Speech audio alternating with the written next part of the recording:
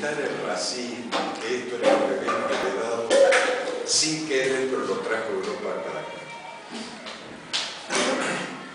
La mirada sobre América, esta mirada sobre América, no es nueva en Francisco. Muchas de sus ideas y visiones se las puede encontrar en el libro Una apuesta por América Latina que prologara al doctor Guzmán Carrequiri en el año 2005. Guzmán Carrequiri es el laico de más alto nivel que tiene el Vaticano. Él está de secretario de la Pontificia Comisión de Laicos y es uno de los hombres de absoluta confianza del Papa, de más absoluta confianza.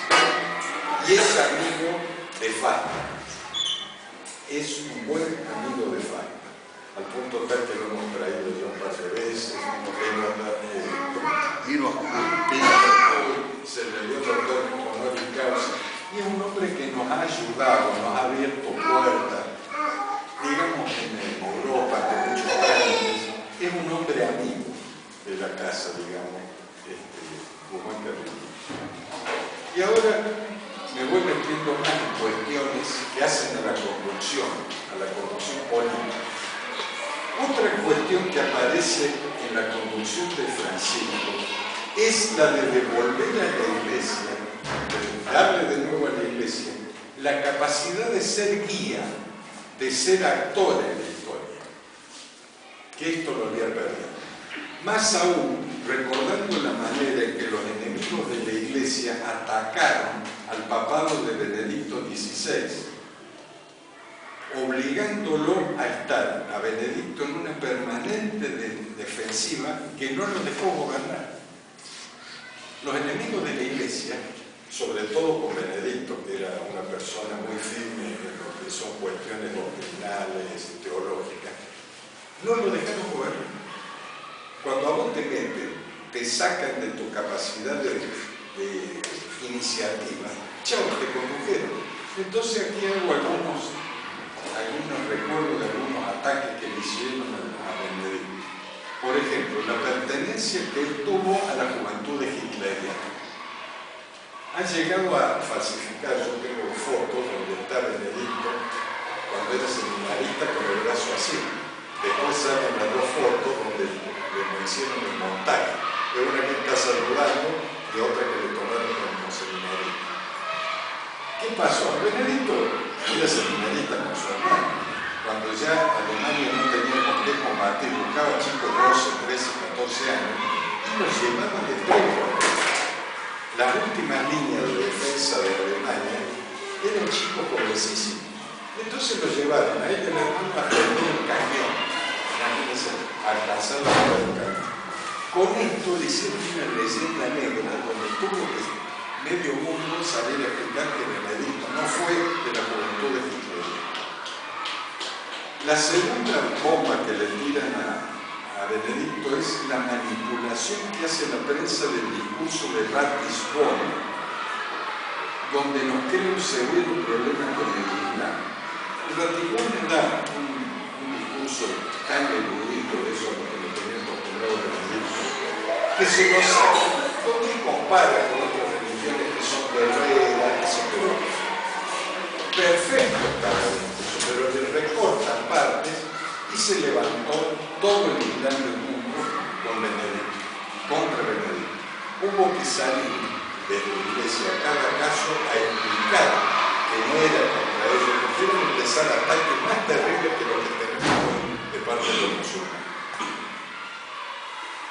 El tercer dato con lo que le atacaron y tuvieron meses fue el Batilí, el caso del mayordomo infiel. ¿Se acuerdan que al Benedicto le robaban hasta los papeles de la misa personal de él, lo fotocopiaban y se lo daban a la prensa?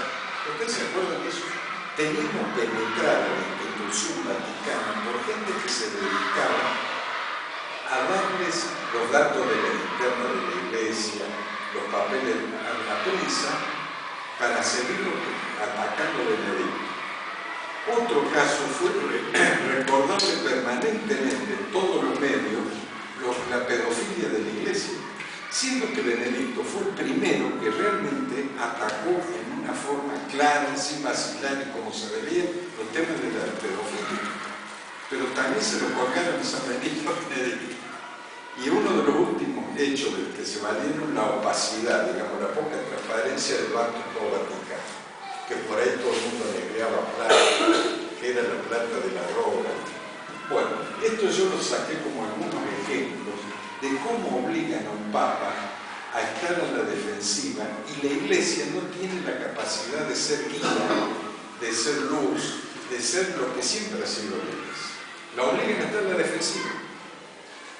Ante este antecedente sobre Benedicto XVI, es claro ver que Francisco opera con principios de la conducción, o sea, con leyes de la conducción política, que están destinados a recuperar la decisión de la Iglesia, imponiendo él la agenda que se debe tratar. Vos a Francisco no le imponés un tema, lo impone absolutamente todo él. La prensa va detrás de Francisco. ¿Cómo lo hizo? Porque es un gran conocedor, y eso lo sabemos, un gran conocedor de las reglas de la conducción política. Nada que hace Francisco es espontáneo. Nada nace de un buenismo tonto. Es un jugador de ajedrez. Y lo primero que está haciendo es recuperar para la Iglesia la capacidad de la decisión que nos habían sacado. Él arma con esta idea la Iglesia de ser un martillo que golpea en lugar de ser el yunque que soporta el golpe, que era lo del papado de Benedicto. Soportaba, todas las mañanas había que desayunarse por qué le pegaban a la Iglesia y cómo lo defendía. No, Francisco cambió. Él pega primero que los otros en los yunques que sacan el tema. Hablo de un ejemplo de Herrero que por ahí un ejemplo enseña más que 1000 palabras. ¿Sí? Para eso, Francisco va construyendo una relación particular y directa con la gente. ¿Por qué? Para impedir que tenga interferencias en el medio de la línea de comunicación y mando, porque él sabe que en la reforma que está planteando de la Julia hay gente que le hace esa boca. Por el carrerismo, porque lo lleva a los empleados, le dijo, bueno, desde ahora nada de rezar 15 minutos, los carga a hacer retiro espiritual, los carga a los obispos a hacer retiro espiritual, les está cambiando la vida a todos de una manera terrible. Entonces, hay muchos que ¿cómo se oponen? Echándose a la retrata. Nadie se le anima. Pero, entonces, para que no, en la línea de mando de él, está actuando como actuó un líder.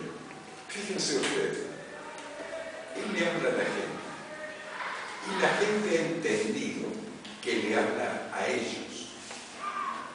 Entonces cada vez más se va avanzando en un modelo de comunicacional que es propio de los líderes. Si ustedes se han fijado, ya cada vez más Francisco dice, por ejemplo, tenemos que proteger a los abuelitos, ¿no es cierto?